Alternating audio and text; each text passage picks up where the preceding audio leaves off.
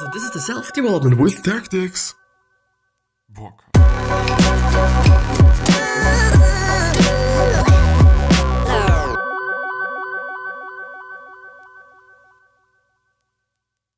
So today we're gonna go through some new cool guide, and I found a cool guide, and this is actually kind of the reason why I'm even doing this episode. So maybe, just maybe, we're gonna talk about something else on Reddit today as well, if there's not any other cool guides there. But yeah, so time taken to digest various foods are brought to you by your friends at PZ or ZIZZ. Liquids, water, immediately on an empty stomach. I see. Fruit and vegetable juice, vegetable broth, 15 to 20 minutes. And semi-liquid blended salad, vegetables or fruits. Who the fuck blends a salad? 20 to 30 minutes. Well, okay, if it is a smoothie. So 20 to 30 minutes, which is actually quite interesting, which maybe might be one of the reasons why actually when you're ill, that just consuming broth is a bit more efficient, since you know it's getting digested faster and probably also easier. But I don't know. Fruits, watermelon 20 minutes, other melons 30 minutes, oranges, grapefruits, grapes 30 minutes, and apples, peaches, pears and cherries 40 minutes. Veggies, raw tossed salad, vegetables 30 to 40 minutes, steamed or cooked veggies 40 to 45. Why do steamed and or cooked veggies take longer to be digested? I would have said that it is kind of the opposite, like, that digestion is easier when you do this. Well, I don't know, like, it is a difficult thing. So veggies, other things, root vegetables, carrots, beets, parsnips, thymus. By the way, I just really like beets, those red ones. I don't know what they're called. Man, it is an insane fucking shit. I don't know. It is a difficult fucking thing. Root beet. Is it root beet? I don't know. Never mind. Those red beets or roots. I just really like them. With a little bit of vinegar and a little bit of oil. But just vinegar is the most important part. Oil is just not that important for me. Some garlic powder and some pepper. I don't salt things normally. Because why? I don't just think it is necessary most often. But yeah, grains and, the last one, starches, artichokes. What? Artichokes are starchy. I didn't know that. And leafy, acorn and butternut squashes, corn, potatoes, etc. 60 minutes. And now we just get into the very interesting parts. Grains and beans. Brown rice, I'm very sorry. Brown rice, millet. Brown rice, I don't know what millet is. Buckwheat, cornmeal, oats. Or is millet? Well, anyway, 1.5 hours, which is quite something. Lentils, chickpeas, peas in general, kidney beans, etc. 1.5 hours. Soybeans, 2 hours. Sunflower, sesame, pumpkin seeds, etc. also 2 hours. So, quite some time. The last one is almonds, filberts, peanuts, raw, cashew, Brazil nut, which by the way I think is a fucking good nut, walnuts, pecans, etc. 2.5 to 3 hours. Quite something. Then dairy. Skimmed milk, cottage cheese, curd or ricotta, 1.5 hours. Whole milk cottage cheese, 2 hours. And whole milk hard cheese, 4 to 5 hours. Which is, by the way, the biggest amount of time that things take. The question is why? The question is why. Animal proteins, egg yolk, 30 minutes. Whole egg, 45 minutes. Cod, flounder and seafood in general, 30 minutes. Fatty fish like salmon, trout or herring, 45 to 60 minutes. Chicken, 1.5 to 2 hours. Turkey, 2 to 2.5 hours. Beef or lamb, 3 to 4 hours. And pork, 4.5 to 5 hours. So quite a bit, quite a bit. It's very interesting. Is there some... Have trouble sleeping at night? Wants to take some awesome power naps during the day? Try our app Pieces, which helps you get great sleep at the push of a button. Learn more at pieces.com. Maybe check it out. I don't know. It's probably like shit, but yeah, I don't want to judge a book by its cover. Very important thing. Also, when it comes to people, by the way, cool guide to car manufacturer logos. Aston Martin, how they evolved. Like that is actually very interesting. I, by the way, really love the new BMW logo. It is so clean. It is so amazing. I love it so much. It is insane. You know, just, well, okay, basically because I am a designer, I like it so much because it is simplistic. It works. It's modern. I don't know. It's just really stylish as well. And I think it really add something to the cars. You know, they're also getting more modern. They're also getting more just clean, I would argue, as well. And I don't know, like fucking amazing. I like that. But I don't want to check out the whole one. 50 iconic vehicles from video games. I don't necessarily think that I want to go through that, so I'm gonna skip that. Decomposition times of common items found in our oceans. Also very interesting. You know, today it's also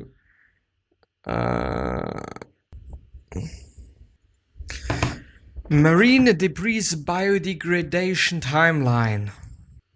What the fuck? Well, you know, let's see. You know, from the bottom to the top. Paper products 2 to 6 weeks, which is already insane.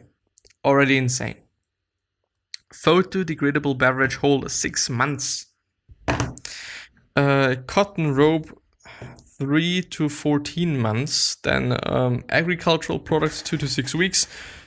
Not that much. Waxed milk carton.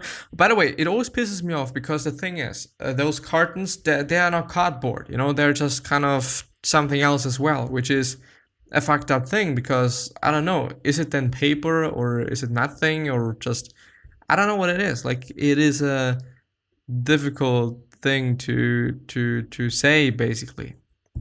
About 3 months. Plastic bag 10 to 20 fucking years. Think about that.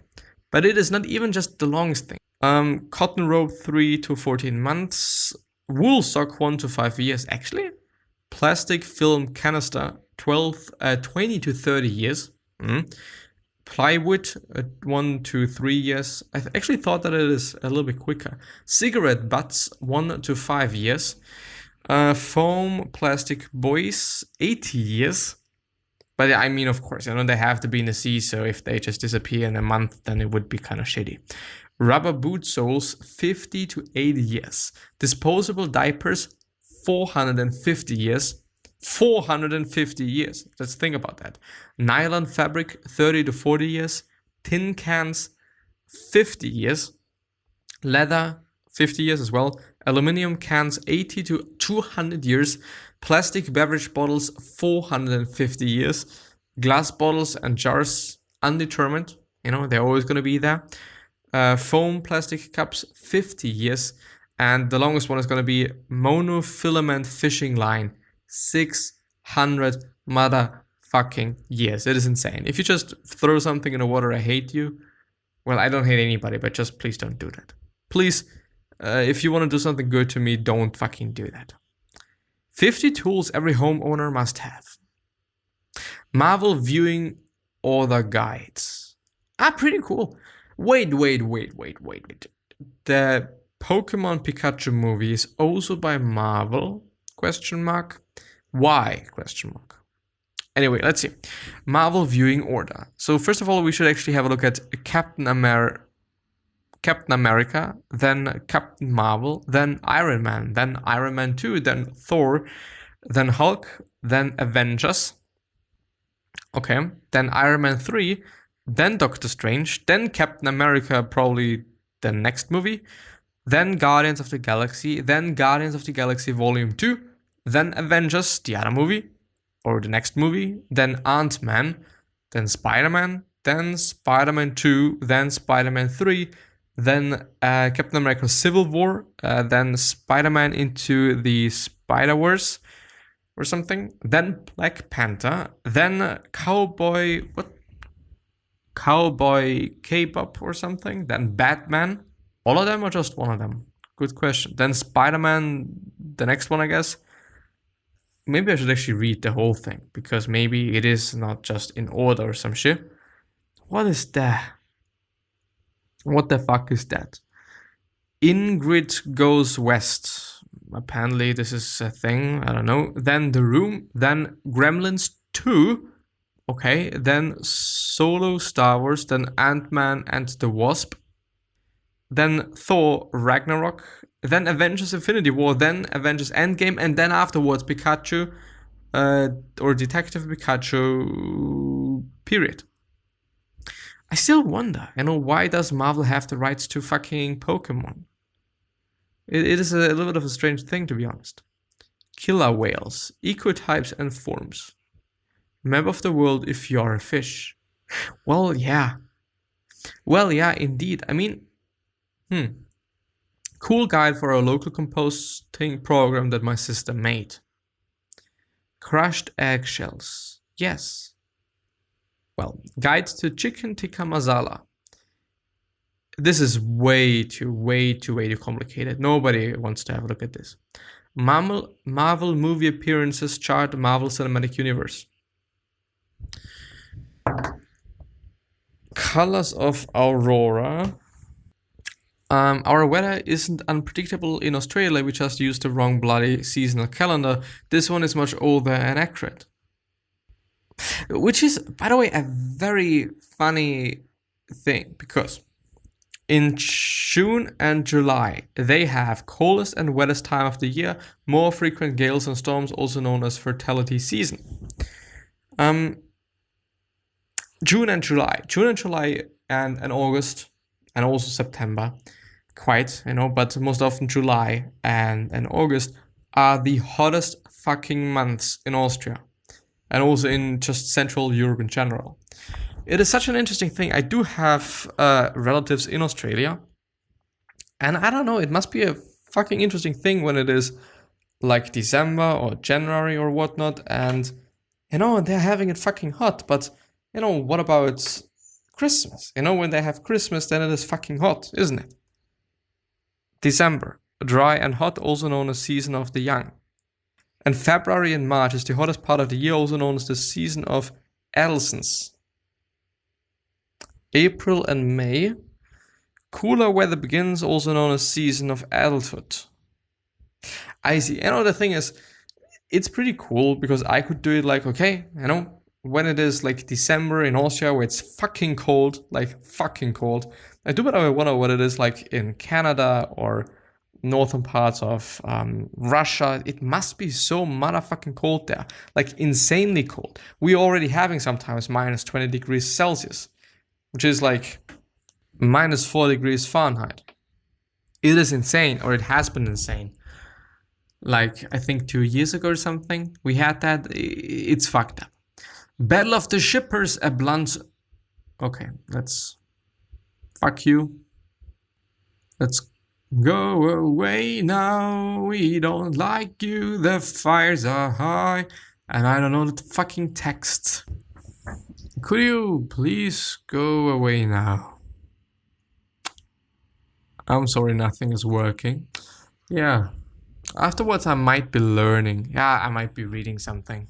Because I need to. I'm gonna have some sort of a test in a bit of time, and I do have to learn something. I could have learned yesterday, but I'm also probably gonna learn the next week or try to do as much as I can. Circles of Hell in Dante's Inferno. Okay. Penguin genomes and evolutionary history. Okay. Microsoft Team shortcuts. Descriptive writing word help guide. This is actually amazing. I want to say fucking, but I shouldn't say fuck all the time. Confident, faithful, discerning, important, valuable, appreciated, then worthwhile, respected, successful, proud. It's not going to be the same, obviously, but it's having very, very... it's kind of the same meaning to some degree, or one of them could be part of the other one, but it is just more specific then, which is always a great thing. I would say, the more specific you can be with your writing, the better it is. The online learning list. No, I do want to have one last good thing. Response rates for men and women. Response rate to what? The numbers shown represent the percentage of people responding to a yes on are you interested by gender and ethnicity of both parties. Well, anyway. The superfood plate. Clean water, 1.5 body weight in ounces daily. In ounces. What is, I'm 63 kilograms. What is that in ounces? 2,200 ounces. So 1,100 O's. Nah, it could not be. 1 point ounces. Does this make sense? Do I need that? 31 grams is also not that much, to be honest. Maybe it's been that, but I've just been too dumb to read it. 300 grams? No, I don't know. Well, yeah, anyway. The thing is, there we have a guide, and it's gone. And now we're having it again. So, well, I would say 1/3 of it is non-starchy veggies. 1/3 is organic protein, and half of a third, which is 1/6, is healthy fats, and the other one is low glycemic carbs. So, which means, or in percentages, if you want to have it like that, 40% veggies. This is not gonna add up. 40, 70, well, it does. 40% veggies, 30% protein, 15% healthy fats, and 15% low glycemic carbs.